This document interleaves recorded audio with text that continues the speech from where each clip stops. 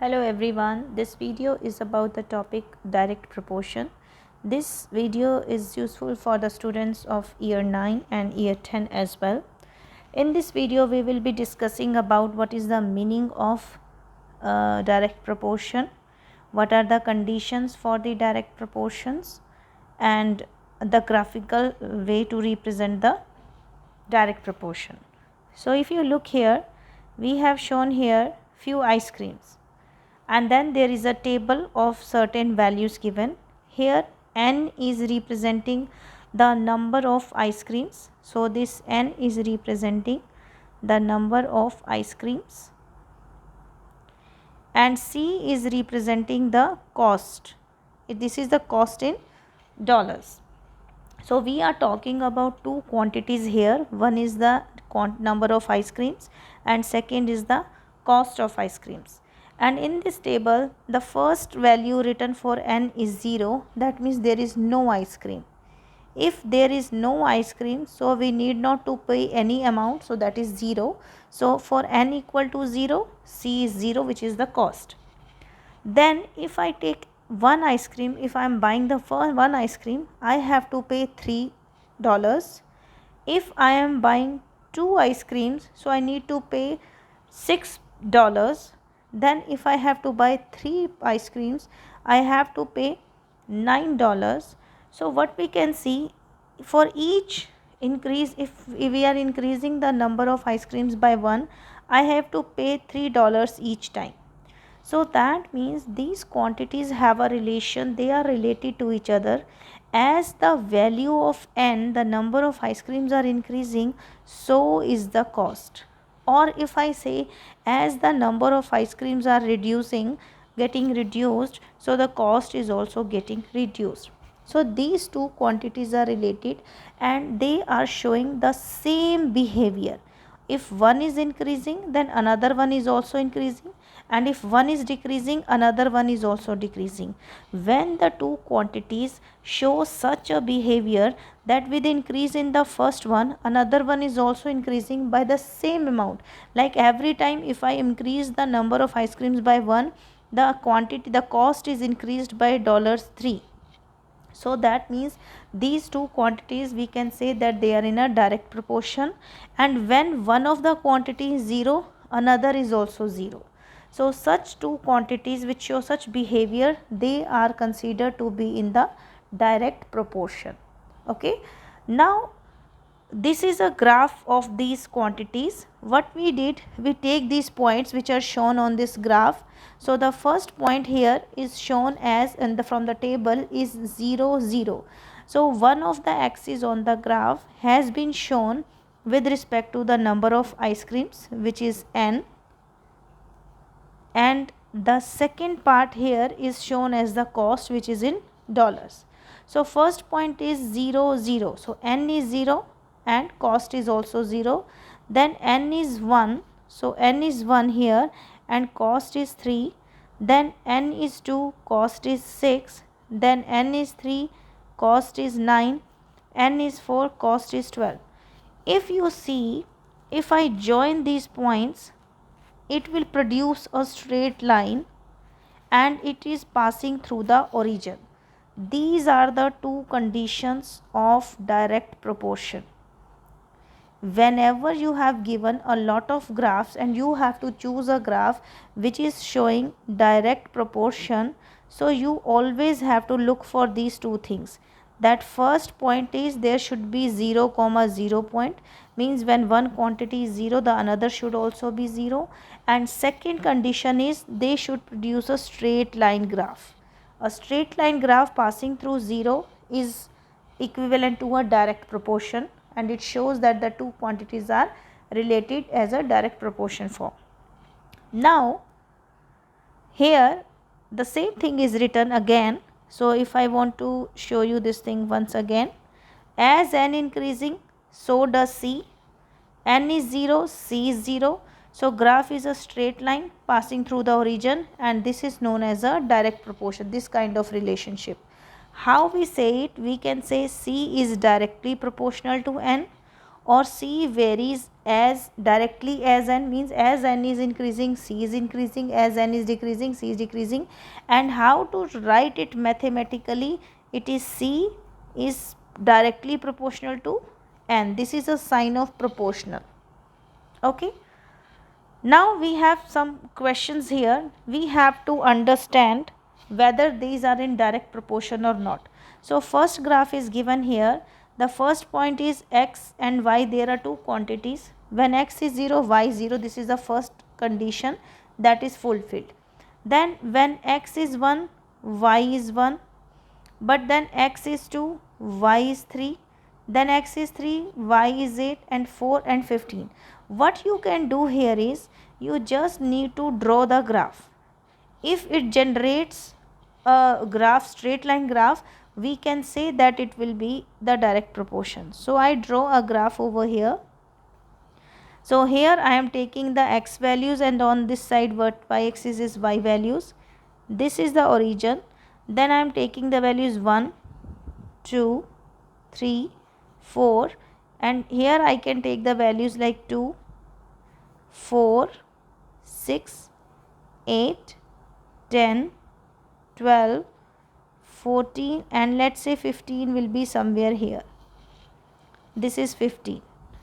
Now first value is 0, 0, then 1, 1, then we have 2 and 3. 3 is not here, but it will be somewhere here in between. Then 3 we have 8. Then 4 we have somewhere 15. So if I join these points, I am not going to get a straight line. So therefore if it is not a straight line graph, the two conditions are not fulfilled. All of the two conditions are not fulfilled. Therefore this is not a direct proportion. So what you need to do, whenever you have given some values, a table of values, you need to draw the graph. The graph should come out as a straight line. That is the first thing. It should come out a straight line and it should pass through 0, 0. If that happens, we will say this is in a direct proportion. So the first question I have shown you what to do. Rest of the questions you can try. Now after this, next comes direct proportion. How to show it? Y is directly proportional to x and its graph is shown as this way. It is a straight line graph. Later we will discuss about the inverse proportion also. That will be with the next video. Now a very important question is here. That question is, which point must always exist in the table of values if the two variables exhibit the direct proportion? One point which is always must, that is origin. Rest points can vary, but one point which is must for any kind of direct proportion items or quantities, we can say that will be 0, 0. Now let's try some of the questions. The question is here, y is proportional to x and this is called directly proportional. I will show you how to understand why it is directly, why not inverse, because inverse has a different notation. Whenever you have given y is proportional to x, then they say y is 12 when x is 3. And then they say find the constant of proportionality. Constant of proportionality is basically what?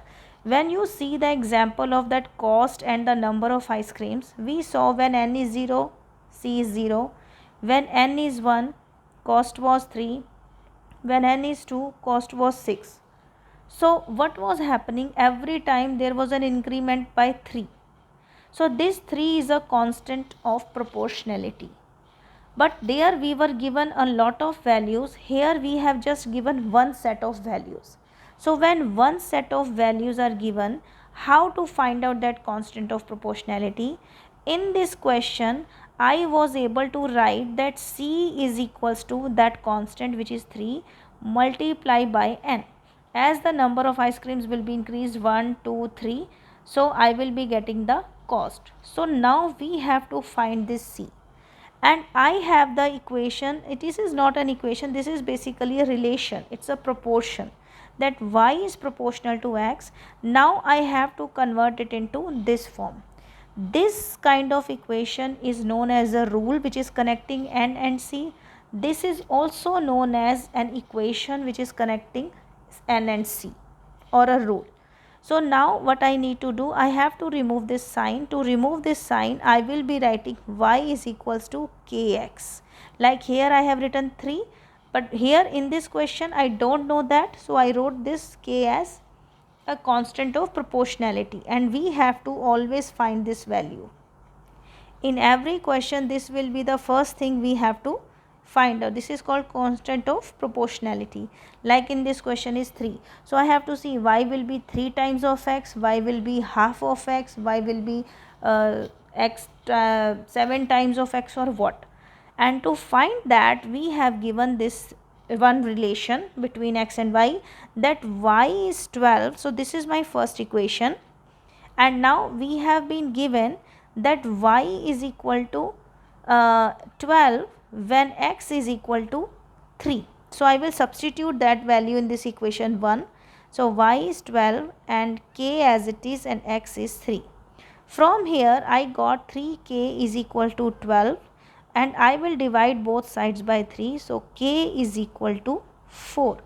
So now my rule will be, which is connecting y and x, is y equal to 4x. So here x and y are connected by this 4. So y will be 4 times of whatever x value we will be taking. So this is a rule which is connecting x and y. This is what is the answer. Okay. This thing we have to do in each and every question. Now next question is, y is directly proportional to the square of x. Here y is directly proportional to the square of x. So if I find y, proportional means this sign, x squared. So this is x squared. So here again there will be a rule which will connect y and x squared. So I will say y is equal to k times x square. Whenever we have this proportional relation, after that, to convert it into a rule or equation, we have to write equal to sign, and we have to use this constant of proportionality. Now to find this k, they have given that y is 24 when x is 2. So I will substitute these values. 24 is equals to k times 2 squared. So 24 is equals to 2 square is 4, 4k. Divide both sides by 4. So I will be getting k equal to 6. So there will be a rule which connects y and x, and that will be y is equals to 6x squared. Now this part is done, that we have got the rule. Now the next part is, find the value of y when x is 4. So find the value of y. What is y when x is 4? So 6 times 4 squared. So 6 times 16, 4 square is 16, and this will be 96. So we got here this relation, y is equal to 96. Now the next question comes, h varies directly to the cube of c. This is very important. If it is written cube of c, so you have to write cube of c. So h is directly proportional to c cubed, and then we have to write it as an equation. So it will be k times c cubed.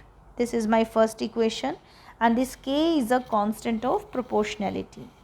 I have to find it out, and they have given this condition to find k. Every time you will be given these quantity one value, one set of values. So h is 40 when c is 2. So 2 cubed. So we will be getting 40 is equals to 2 cubed is 8 times k, and divide both sides by 8. So I got k is equal to 5. Now the rule which is connecting h and c, it will be h is equals to 5 times c cubed. Now they say find out h when c is 5. So it will be 5 times 5 cubed. This 5 is the constant of proportionality, and this is the value of c. So it will be 5 times 5 cubed, which is 612. 625. So H will be 625 when C is equals to 5. Now one more question similar to this. Find the value of C when H is 5000. Now we know the rule is H is equals to 5C cubed. I will be substituting H as 5000 and that is equals to 5 times C cubed. To find C cubed, I will divide both sides by 5. So I would be getting 1000 is equal to C cubed, and from here C will be equal to 1000 cube root, because see here we have given C cubed and I have to find only C.